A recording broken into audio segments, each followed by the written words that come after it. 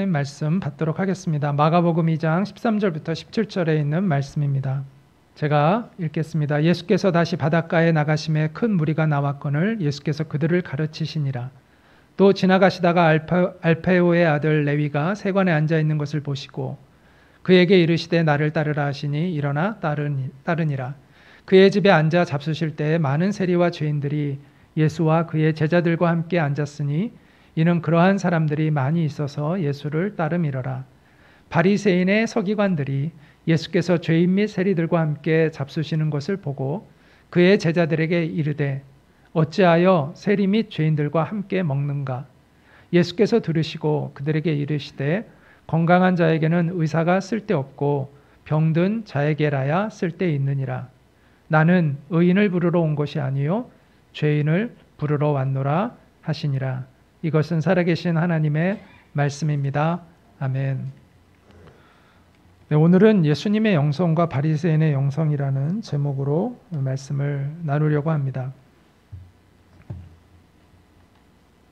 영국에서 뛰어난 설교가로 명성을 얻었던 캠벨 몰간이라는 목사님이 있는데 그분이 쓴 책에 보면 그분이 어떤 자기가 가까웠게 지내는 조웨시라는 박사님과 이야기를 하는데 그 박사님이 이런 이야기를 했다는 거예요. 하나님과 인간은 전혀 다른 방법으로 사람을 구분합니다.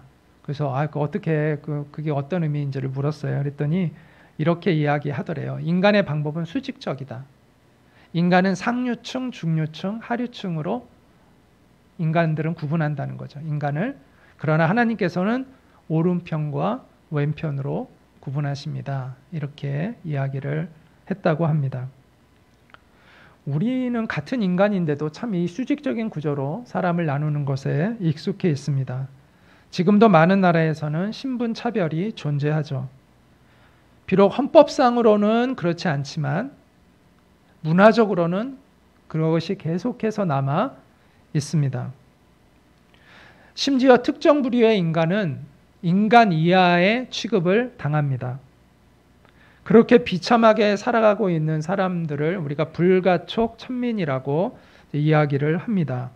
접촉하는 그 자체만으로도 부정하게 여김을 받는다 해서 불가촉 천민이라고 이야기를 하는데요. 인도의 달라트라는 그러한 부류의 사람들, 또 일본의 브라쿠민이라는 그러한 사람들, 또 유럽의 카고라는 그러한 집단 등이 흔히 알려진 불가촉 천민 집단들입니다. 오늘 본문도 그와 같은 불가촉 천민의 이야기와 연관되어 있습니다. 본문은 예수님께서 레위라는 이름을 가진 제자를 부르시는 것을 발단으로 해서 벌어지게 되는 바리새인들과 예수님의 논쟁이 핵심입니다. 레위는 우리가 흔히 알고 있는 마태입니다. 마태복음의 저자인 바로 마태입니다. 그는 본문에서처럼 예수님의 부름을 받아서 예수님을 따르는 사람이 되었고 후에 마태복음을 기록을 했습니다. 문제는 이제 이 마태의 직업이죠. 레위라는 사람의 직업인데 그의 직업이 성경은 세리였다고 알려주고 있습니다. 세리라는 것은 세금 징수원을 뜻합니다. 왜 세금 징수원을 제자로 삼는 것이 문제가 되었을까요? 그 당시에 이 세금 징수원은 이스라엘 사람들이 가장 혐오하는 집단이었습니다. 당시 이스라엘에서 가장 혐오스러운 집단이 세리와 창녀들이었어요. 그들은 불가촉 천민에 해당이 되었습니다. 그 당시 이스라엘은 로마의 식민지였죠. 그래서 로마의 식민지니까 로마는 그 식민지에 있는 사람들을 착취하잖아요, 많이. 그 세금을 거둬들이는데 그 앞잡이를 했던 사람들이 바로 세금 징수원들이었습니다. 그러니까 일선에서 사람들의 고름을 뽑아서 이제 정부에다가 주는 거예요. 근데 이 로마 정부가 어떻게 되냐면 많이 세금을 거두면 그 세리들한테 더 많은 배당금을 보상을 주는 거예요. 그러니까 세리들은 어떻게 해서든 더 악착같이 사람들에게 돈을 거두려고 했습니다. 한마디로 말하면 그들은 그 당시에 그 로마의 앞잡이 노릇을 하는, 최전선에서 앞잡이 노릇을 하는 그러한 사람들이었다는 것이죠. 그리고 자신의 부를, 그러한 그 백성들을 갖다가 이렇게 막 쪼아가지고 자신의 부를 축적하는 그러한 사람들이었습니다. 그렇기 때문에 경제적으로는 그들은 넉넉했을지 모르지만, 이제 오늘날 불가촉 천민들은 가난하잖아요. 대부분 빈곤하지만, 그 당시에 이 세리들은 경제적으로는 부유했을지 모르지만 사회적으로는 엄청난 지탄과 혐오의 대상이었던 것입니다. 독일의 성서학자였던 요아킴 예레미야스라는 이분은 1세기의 당시의 유대 사회에서 세리들이 얼마나 그런 그 신분적인 차별을 받았는지 이렇게 기록하고 있습니다. 세리들의 금고와 세금 징수관의 돈 지갑에 든 돈은 환전하거나 빈민 구제기금으로 쓰이지 못하게 되어 있었다. 그것은 이 돈이 불의한 돈이었기 때문이다. 세금 징수관과 세리가 이 직책이나 청부업을 맡기 전에 어떤 바리새 공동체에 소속되어 있었다며, 이제 바리새는 제가 좀 이따 이야기하겠지만 유대인들의 경건주의자들이 모이는 곳인데요. 그 공동체에 있었다면 이름이 지워졌다라는 것이죠. 그리고 그 직책에서 물러날 때에만이 다시 그 공동체의 일원이 될 수 있었다라고 이야기합니다. 세리라는 직업이 극심한 천대를 받고 증오를 받았다는 것은 백성의 여론에만 한정된 것이 아니었다. 이 직업에 종사하는 사람들은 공적으로도 법률에 의해 권리를 박탈당하고 천대를 받았다. 그들은 재판관이 될 수 없었으며 이방인 노예와 마찬가지로 증인으로서 진술할 수 없었다. 한마디로 인간으로서 그들을 신뢰하지 않았다는 것이죠. 따라서 다른 사람들은 물론이거니와 레위조차도 자기가 예수님의 제자가 된다는 건 상상하지 못했을 것입니다. 그런데 정말 상상하기 어려운 일이 일어났어요. 예수님이 레위에게 다가오셔서, 세관에 앉아있는 레위에게 다가오셔서 너는 나를 따르라, 이렇게 말씀하신 것이죠. 왜 그러셨을까요, 예수님이? 갑자기 예수님이 한 번도 본 적이 없는 레위를 부르셨을까요? 그러지 않았을 것입니다. 분명히 레위는 그 전에 예수님의 눈에 분명히 띄었던 사람이었을 거예요. 예수님의 주위를 맴돌고 있던 사람이었을 것입니다. 예수님의 말씀을 숨어서 경청하고 있었던 사람이었을 것입니다. 그는 그러나 감히 예수님 앞에 다가갈 수 없었습니다. 사람들은 막 예수님께 다가가는데 그는 감히 다가갈 생각을 못했어요. 왜냐하면 자신도 자기가 어떤 사람인지를 알잖아요. 사회에서 어떤 지탄을 받는 사람인지. 그가 세리라는 걸 예수님이 알았을 때 얼마나 자기가 그 예수님으로부터 지탄을 받을까, 그런 두려움이 있지 않았겠어요? 그래서 그는 감히 예수님 가까이에 가지 못하고 주위를 뱅뱅 돌고 있는 사람이었을 것입니다. 레위는 예수님께서 예수님의 주위에 그 가까이 있는 그 사람들을 바라보면서 늘 부러운 마음을 가졌을 거예요. 그 제자들을 보면서 나도 저 제자처럼 될 수 있다면 좋을 텐데, 내가 예수님만 따를 수 있다면, 예수님만 받아주신다면 정말 내가 예수님 제자가 되고 싶은데 라는 그 간절한 마음을 가지고 있었을 거예요. 그걸 예수님은 아셨던 것 같아요. 그래서 예수님은 그런 레위에게 다가가셔서 너는 나를 따르라 라고 말씀하셨다고 우리가 이해하는 것이 합당한 이해인 것 같습니다. 우리는 레위가 얼마나 그것을 기뻐했는지를 알 수 있습니다. 여기서도 예수님이 그 마음을 아시고 불렀다는 걸 알 수가 있는데, 레위가 얼마나 그것을 기뻐했는가를 알 수 있어요. 그래서 레위가 그 순간 조금도 망설이지 않고 예수님을 따랐어요. 그건 그만큼 그 마음속에 그걸 원했다는 것이죠. 그리고 너무 기뻐서 잔치를 열었어요. 여기에서도 우리는 레위의 마음을 예수님이 꿰뚫어 보고 계셨다는 것을 느낄 수가 있습니다. 그런데 문제는 이제 레위의 집에서 잔치가 열렸는데 그 잔치를 이 바리새파 서기관들이 보고 아주 불쾌하게 여겼다라는 거죠. 안 그래도 지금 못마땅한데 예수님이 이 이 세리를 갖다가 제자로 부른 것도 지금 못마땅한데 지금 그 무리들과 함께 즐겁게 지금 식사하고 있는 거 보니까 막 열불이 나서 그들이 참을 수가 없었던 겁니다. 세리의 친구들이 모였을 거 아니에요. 아무래도 가까운 사람들을 초청했을 거 아니에요. 그러니까 거의 대부분 또 세리이거나 아니면 자기가 평소에 지내고 가깝게 지냈던 관리들이거나 이런 사람들이 모였을 거 아닙니까?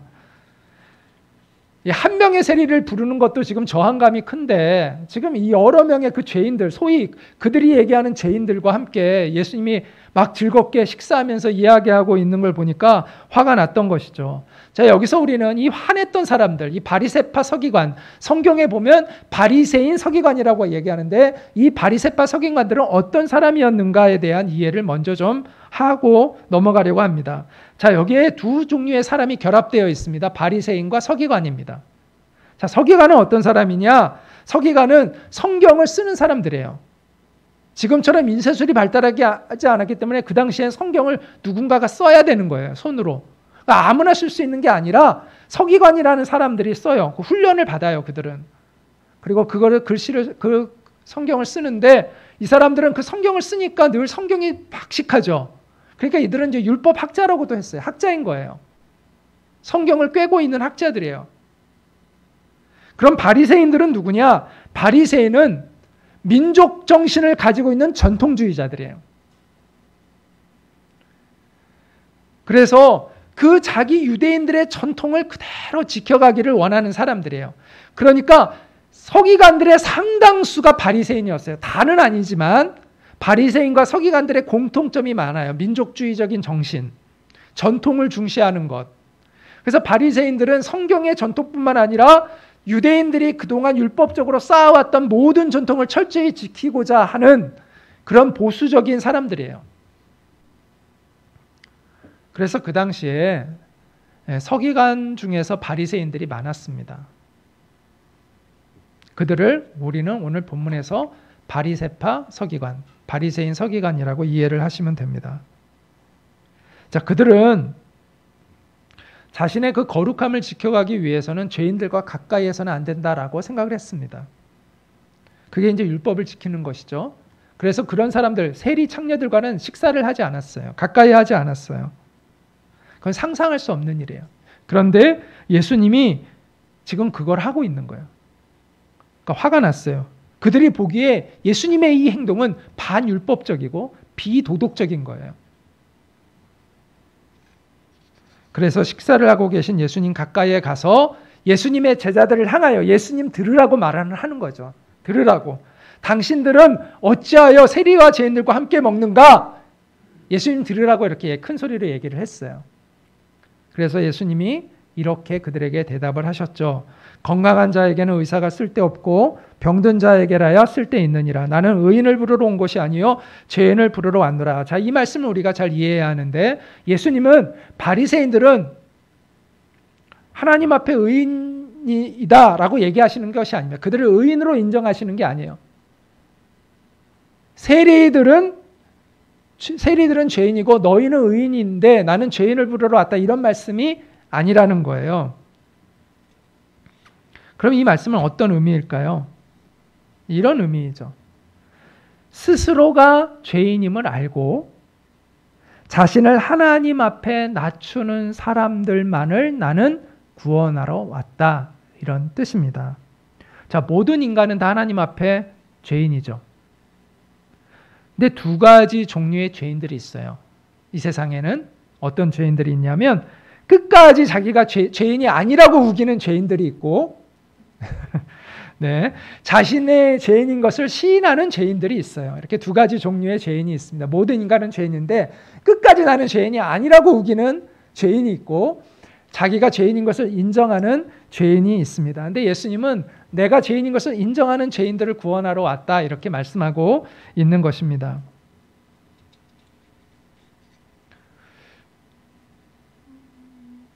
자, 자기 자신이 죄인인 것을 인정하는 사람들은 예수님을 필요로 합니다. 그런 사람을 예수님 만나 주시겠다는 거예요.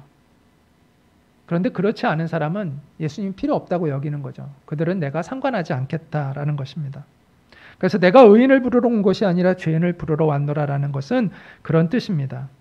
자, 예수님이 모든 사람을 위하여 죽어주셨어요. 그런데 누구는 구원받고 누구는 구원받지 못하는 것은 모든 사람이 자기가 죄인이라는 것을 인정하지 않기 때문이라는 것을 알 수 있습니다. 여러분, 심각한 병에 걸렸어요. 죽을 병에 걸렸어요. 그런데 자기가 환자가 아니라고 여기는 사람은 병원을 안 갑니다.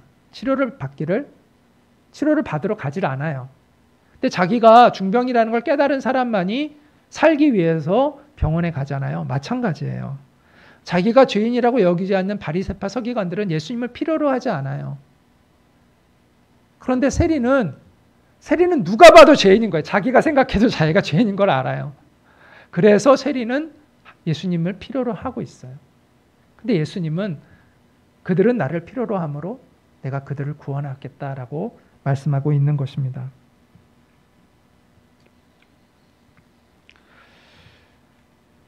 예수님은 잃어버린 한 영혼이라도 구원하기를 원하시는 그런 분이시죠. 우리도 세리들처럼 우리가 죄인인 걸 알았잖아요. 그래서 예수님을 필요로 느끼고 주님 앞에 주님 나를 불쌍히 여겨달라고 그렇게 기도했기 때문에 우리가 주님을 만났고 구원을 받았습니다. 그런데 이처럼 은혜로 구원을 받은 우리가 지금 누구의 편을 들고 있을까? 자, 이 이야기 속에서 우리는 누구의 편인가? 예수님의 편인가? 바리새인의 편인가? 물론 다 여러분 당연히 난 예수님 편이죠 라고 이야기를 하고 있을 것 같아요. 그러나 실제 마음이 그런가요? 여러분의 삶은 정말 그런가요? 우리 교회는 정말 그런가요? 도널드 잉글리시가 쓴 마가복음 강해에 그가 이렇게 이야기합니다. 그와는 대조적으로, 이게 그와는 대조적으로는 무슨 얘기죠?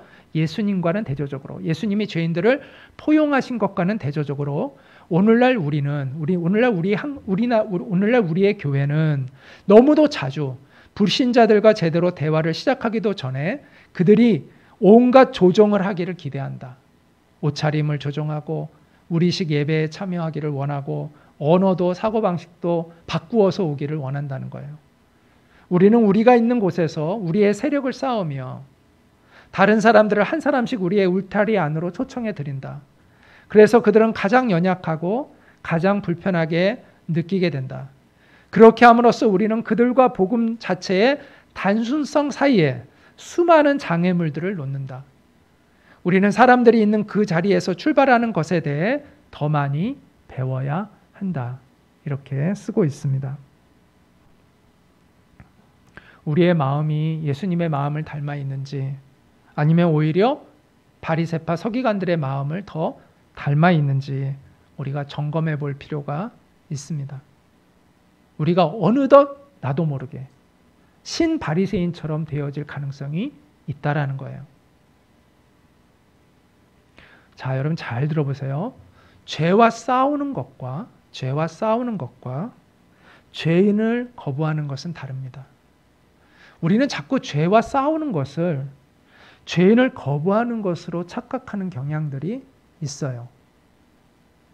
교회는 거룩한 공동체입니다. 죄와 싸우는 거룩한 공동체입니다.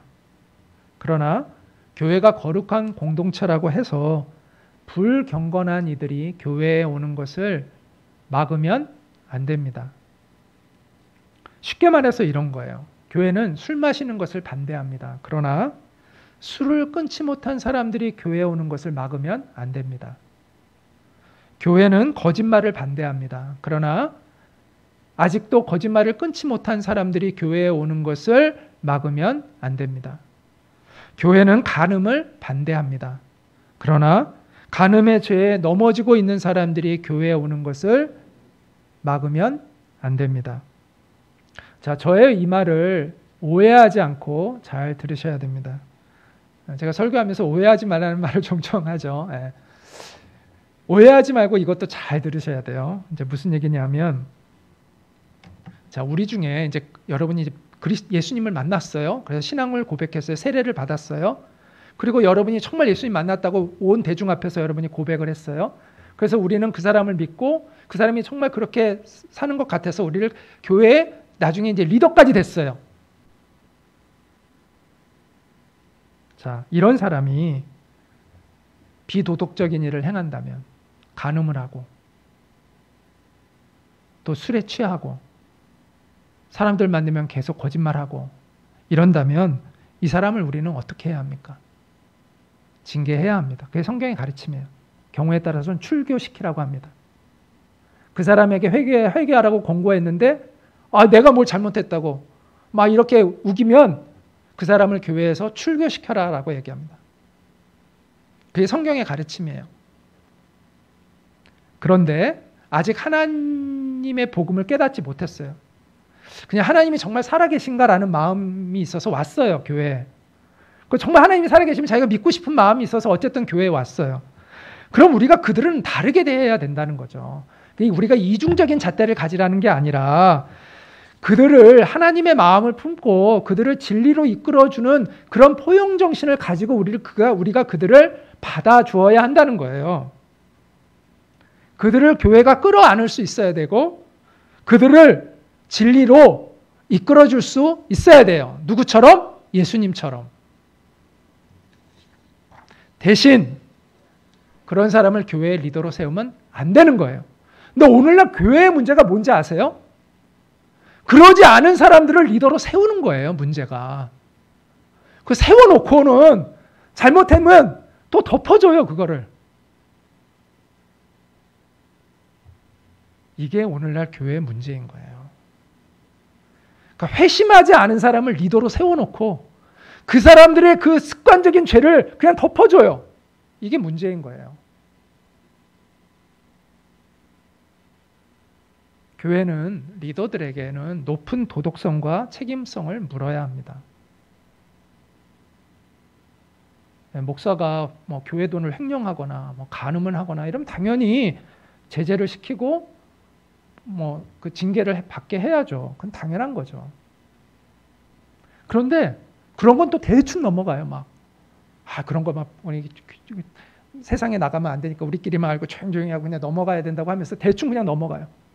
그리고 정말 받아줘야 할 사람들은 너는 안 돼. 우리 교회 오면 안 돼. 이렇게 얘기해요.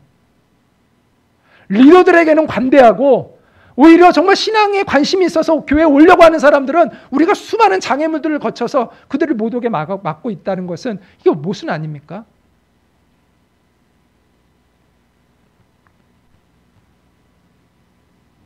교회는요, 리더들에게는 강한 책임을 요구해야 되고 그냥 세상 사람들에게는 교회 문턱을 낮춰야 돼요. 그래서 그들이 교회에 올 수 있도록 교회 문을 열어놓아야 합니다. 지금 포괄적 차별금지법안이 국회에 발의되어 있습니다. 이 법안은 반드시 저지되어야 합니다.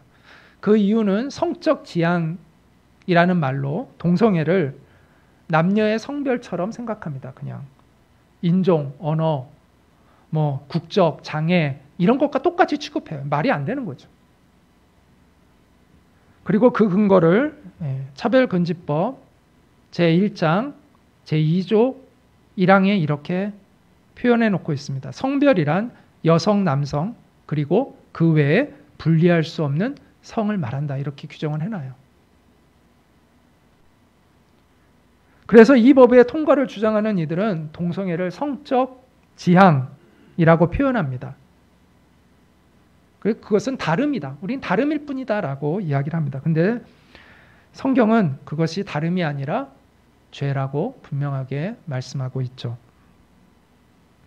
만약 그것을 다름으로 인정하지 않을 경우에는 차별하는 경우에는 3천만 원 이하의 강제금을 부과하도록 되어 있습니다.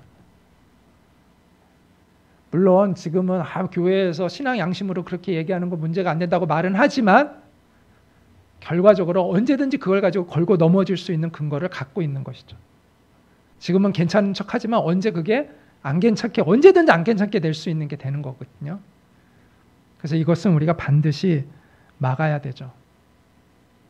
동성애는 다름의 문제가 아니라 우리가 그냥 내가 그 성향대로 추구할 수 있는 이런 차원의 문제가 아니라 이것은 명백히 성경은 죄라고 말씀하고 있기 때문에 우리는 이것을 인종과 언어와 같은 차원으로 이해할 수 없는 것이고 반드시 이것은 저지되어야 하는 것입니다.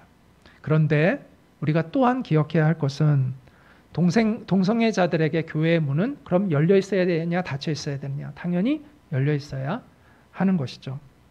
우리는 그들을 혐오하는 것이 아닙니다. 그들만 죄인이고 우리는 의인이라고 주장하는 것이 아닙니다. 우리도 죄사함이 필요한 죄인들이고 그들도 하나님 앞에 죄인임을 고백해야 하고 죄사함을 받아야 하는 죄인들이라는 것을 이야기하는 거예요. 우리도 하나님 앞에 죄인인 것을 고백해야 되고 그들도 역시 하나님 앞에 죄인인 것을 고백해야 된다는 것을 이야기하는 것이죠.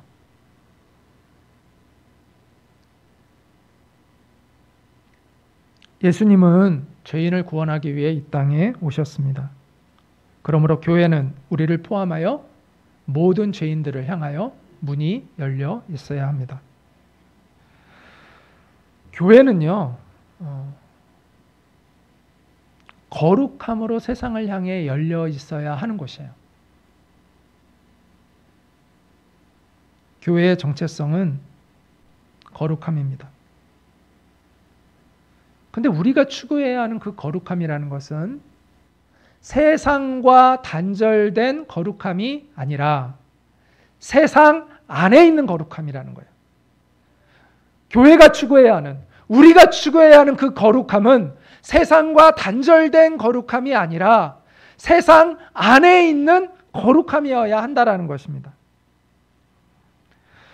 거룩함을 잃어버린 교회, 그걸 뭐라고 해요? 타락한 교회라고 얘기하는 거예요. 교회가 타락했다라고 얘기하는 거예요. 그런데 거룩함을 이유로 세상과 닫혀있는, 세상과 단절되어진 교회는 어떤 교회일까요? 그거는 바로 사명을 잃어버린 교회가 되는 거예요. 저는 그것을 무력한 거룩함이라고 표현하고 싶어요. 그런 무력한 거룩함은 성경이 말하는 거룩함이 아닙니다. 바리새파 서기관들은 자신들이 세상 사람들과 가까이 하지 않기 때문에 자신들을 거룩한 하나님의 백성들이라고 생각을 했습니다. 그들은 구별됨과 단절됨의 차이를 이해하지 못했습니다. 어떤 차이를 이해하지 못했다고요? 구별됨과 단절됨의 차이를 이해하지 못했습니다. 거룩함은 구별됨이지 단절됨이 아니라는 것을 우리가 알아야 합니다. 그런데 바리새파 서기관들은 세상과 구별되는 것을 착각을 해가지고 세상과 단절되는 것으로 이해하고 있는 거예요. 그래서 그들은 하나님이 요구하시는 거룩함에 이르지 못하고 있는 것입니다. 그런데 예수님은 거룩된 구별함으로 세상의 죄인들과 함께 하셨어요. 세상 안에 계셨어요. 구별된 그 거룩함으로 세상 안에 계셨다라는 거예요. 흔들리지 않는 영성으로 세상 사람들 안에 계셨어요. 예수님은 세상을 향하여 자신을 열어놓으셨지만 세상에 동화되지 않으셨어요. 오히려 예수님은 세상에 물들어 있는 사람들을 그래서 하나님께로 이끌어내는 일을 하셨던 것이죠. 우리는 그와 같은 예수님의 영성과 리더십을 배워야 합니다. 물론 이게 쉽지 않아요. 쉽지 않다 보니까 어떤 교회들은 자꾸 단절됨을 가리키는 거예요. 이게 쉽지 않다 보니까 너 세상에 들어가면 너 물들어. 너 거룩함을 잃어버릴 거야. 그러니까 너 세상에 아예 들어가지 마. 이렇게 교육을 하는 경우도 있습니다. 그런데 저는 그것은 우리가 추구해야 할 바는 아니라고 생각해요. 우리가 독수리처럼 돼야 되는데 다 닭처럼 만들려고 하면 안 돼요. 그거는 성도들이 사명감을 잃어버리고 살게 하는 거예요. 하나님을 신뢰하고 성령의 능력을 믿고 우리는 성도들이 정말 그렇게 살아갈 수 있도록 세상 속에서 거룩함으로 살아갈 수 있도록 격려를 해야지. 너는 세상에 들어가면 거룩해지지 않을 것 같으니까 너는 막 세상과 단절되어 있어야 돼. 이렇게 가르치는 것은 그것은 성경적인 가르침에 너무 인간적인 생각을 하는 거예요. 하나님의 능력을 의심하고 있는 거예요.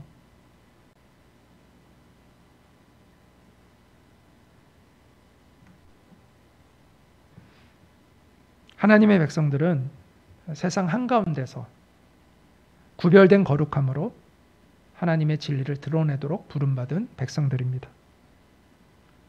우리는 세상을 하나님께로 이끌어내는 영적인 리더가 되어야 합니다. 제가 지금 계속 영적인 리더라는 용어를 지금 몇 주째 쓰고 있는 것 같아요. 우리가 정말 세상 사람들이 인정해주는 유명한 그런 리더라서 영적인 리더 이런 거창한 말이 아니라 진정한 예수님의 사람은 다른 사람들을 하나님께로 이끌어내는 그런 영적인 리더의 역할, 하나님이 인정해 주시는 그런 리더가 될 수 있다는 것이죠. 영적 리더라는 것은 영성을 갖춘 리더라는 뜻이에요. 자, 세상에 이끌려 사는 사람이 있고 또 세상을 이끌어가는 사람이 있습니다. 물론 어정쩡한 사람도 있고요. 근데 이제 세상에 이끌려가는 사람이 있고 세상을 이끌어가는 사람이 있는데 대부분 사람들은 세상에 이끌려 갑니다. 그럼 바리새파 서기관들은 그럼 세상을 이끌어간 사람이냐? 그들은 세상에 이끌려갔던 사람은 아닌데 세상을 이끌어가는 사람도 아닌 애매모호한 사람이 돼버린 거예요.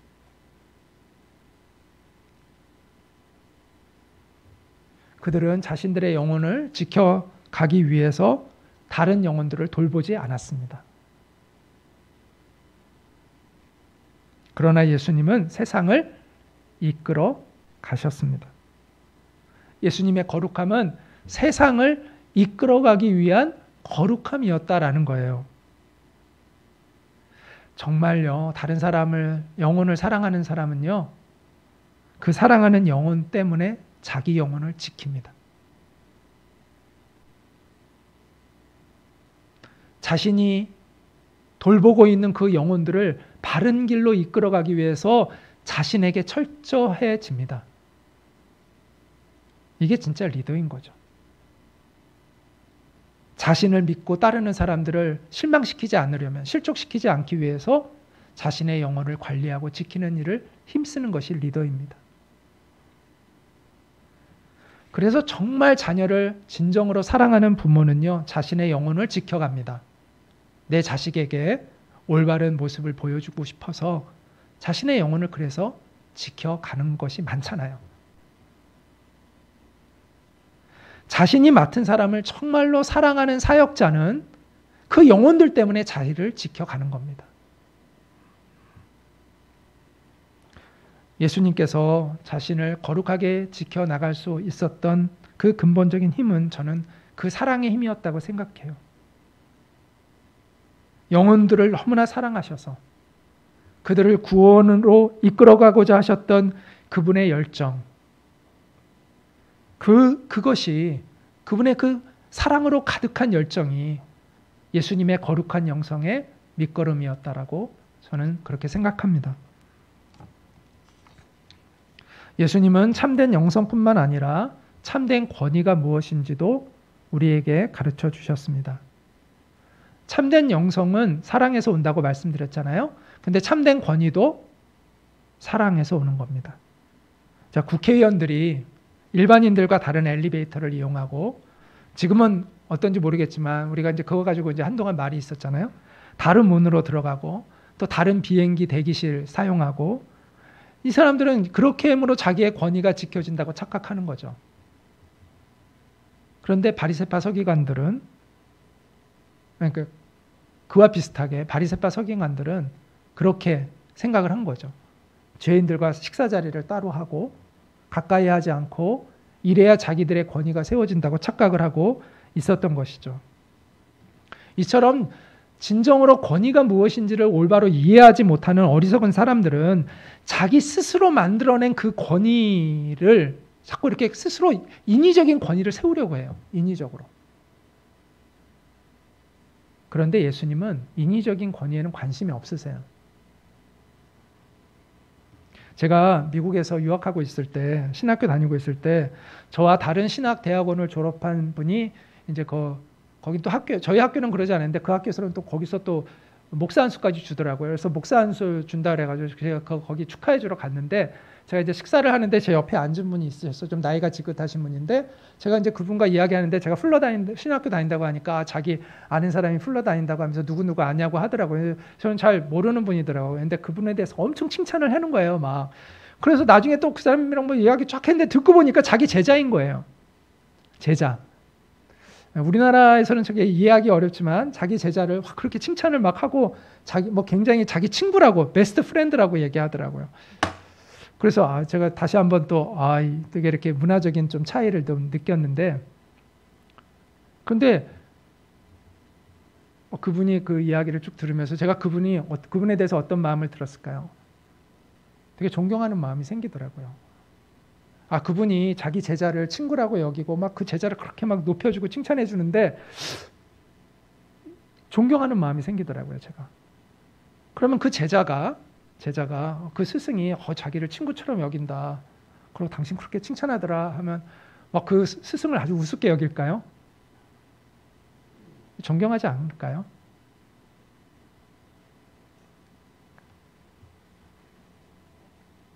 강원도 태백에 예수원이라는 그 신앙 공동체가 있어요.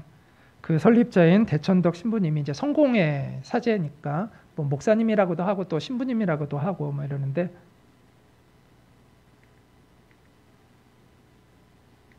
이 대천덕 신부님이 세상을 떠났을 때 제가 라디오에서 우연히 그분 세상을 떠나고 났다는 그 소식이 듣고 얼마 안 있다가 그 라디오에서 어떤 사람이 그분에 대해서 이야기하는 걸 들었어요. 근데 그분이 뭐라고 얘기했냐면 대천덕 신부님의 권위는 그분의 미소였습니다. 그렇게 이야기하더라고요. 저는 개인적으로 뭐 그분을 알지 못하지만 물론 이제 많이 들었죠. 책도 받고 제가 뭐 이제 존경받는 그런 사역자요, 목회자였기 때문에 또 많이 알려진 분이에요. 그래서 이제 제가 멀리서는 봤지만 가까이서 제가 아는 분은 아니지만 되게 존경하는 마음이 저도 생기더라고요. 그 한마디가 그분이 어떤 분인지를 표현을 하는 것 같아요. 그분의 미소가, 그분의 권위는 그분의 미소였습니다.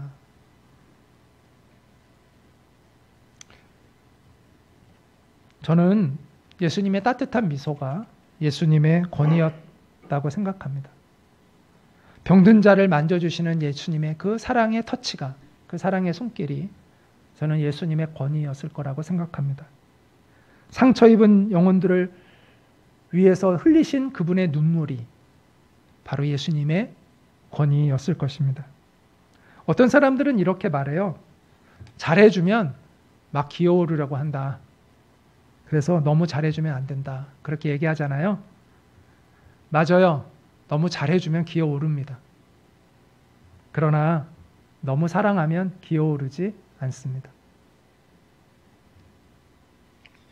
사랑하는 마음 없이 잘해주기만 하면요, 기어오릅니다. 그러나 사랑하는 마음으로 잘해주면 기어오르지 않습니다. 물론 아주 드물게 희귀종들이 있습니다. 개념 없는 사람들이 아주 가끔 있어요. 그러나 구독이 무서워서 장목 담궈서는 안 되는 거죠. 그런 사람은 진짜 드물어요. 진정한 권위는요, 사람들을 억압하고 조종하는 것으로 권위를 얻는 것이 아닙니다. 진정한 권위는 사랑하고 섬기는 거예요. 저는 정말 사랑하는 마음으로 다른 사람을 돌보고 섬기는 사람들이 존경받지 않는 걸 본 적이 없습니다. 아까 얘기한 대로 희귀종이 가끔은 있는데 그 희귀종들 빼고는 다 존경하고 그 사람을 따라요. 예수님도 희귀종들이 있었잖아요. 예수님도 그런 사람들이 있었는데 우리가 뭐 모든 사람이 다 100% 그런 건 아니겠죠. 그러나 대부분은 다 그 사람을 따르고 존경하고 그 사람의 그 권위를 따릅니다. 그 사랑의 권위를 존경하는 마음으로 따르게 되는 것이죠. 사람들은 자신이 권위가 이제 자신의 권위가 없는 건 자기가 어떤 지위를 못 얻어서라고 착각해요. 많은 사람들이 그런 착각을 해요. 나를 이렇게 높여만 줘봐. 그럼 내가 정말 리더십 잘할 수 있어. 천만에요. 리더십은 그렇게 해서 얻는 게 아니에요. 그 사람이 승진하고 직급이 오르면 자신의 권위가 생기고 자신이 권위가 생기면 리더십을 갖는다고 착각하죠. 절대 아니에요. 그런 사람들이 리더십을 망치는 거예요, 오히려. 지위를 통해서 얻는 리더십은요, 리더십이 아니에요. 그걸 100번 양보해서 리더십이라 하더라도 가장 저차원의 리더십이에요. 가장 저차원. 그건 리더십의 연구에서도 가장 저차원으로 얘기하는 거예요. 직급에 의한 리더십은요, 가장 낮은 수준의 리더십이에요. 그건요, 모래 위에 집을 쌓은 것과 같은 거예요. 그런 리더십은요, 그냥 무너져요, 금방. 오래 못 갑니다. 좋은 열매를 맺을 수가 없습니다. 그래서 지위나 권력에 의한 리더십이 아니라 차원을 높여야 돼요. 사실 이제 중간에 단계의 리더십들이 쭉 있는데 오늘은 뭐 그 설명을 안 하겠고, 우리가 궁극적으로 추구해야 될 리더십이 뭐냐? 그게 뭘까요? 영적인 리더십을 가져야 돼요. 영성에 기초한 리더십을 가져야 돼요. 이 영성에 기초한 리더십, 이 영적 리더십은 뭐냐면 환경이 주는 게 아니에요. 내 내부에 의하여 발생되는 거예요. 나의 내적인 자질에 의해서 리더십이 생기는 거예요. 그러니까 내 내적인 자질에 의해서 생기기 때문에 주변의 환경에 영향을 거의 없어요. 그 사람의 인품, 그 사람의 경건함, 그 사람의 내적인 균형감, 그 사람의 사랑의 능력에서 나오는 게 영적인 리더십이에요. 예수님의 리더십이에요. 그게 바로. 우리는 그런 예수님의 리더십을 목표로 삼고 가야 돼요.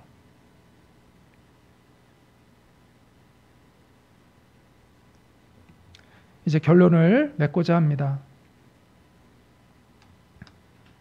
우리 안에 감추어져 있는 이 수직적인 구조로 사람들을 대하고 평가하려는 교만함, 영적 우월감이 우리 안에 있을 수 있습니다.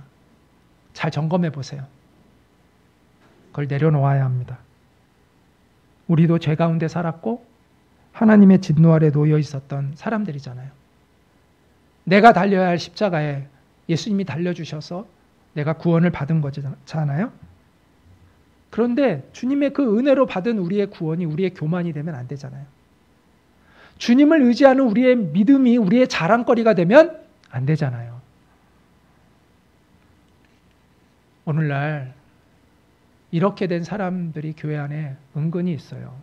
그는 신바리새인들이라고 이야기할 수 있는 것이죠. 이런 바리새인이 되면 안 됩니다. 교회는 세상을 향해 열려 있어야 합니다. 교회는 세상을 이끌기 위해서 세상 속에 존재하고 있는 것입니다. 교회는 세상과 담쌓고 있는 사람들이 모여 있어서 거룩한 곳이 아니라 세상 속에서 예수님의 마음을 품고 예수님처럼 살기를 원하는 사람들이 있기 때문에 거룩한 곳입니다. 우리가 세상과 어떤 관계를 맺고 살아가야 하는지는 분명합니다. 세상에 휩쓸리는 것도 아니고 세상과 담쌓고 지내는 것도 아닙니다. 세상을 하나님께로 이끌기 위해 우리는 세상 안으로 들어가서 살고 있는 겁니다. 그러기 위해서 우리는 예수님의 영성을 배워야 해요. 예수님의 권위를 배워야 합니다. 우리 안에 예수님의 거룩함과 예수님의 사랑이 있어야 합니다.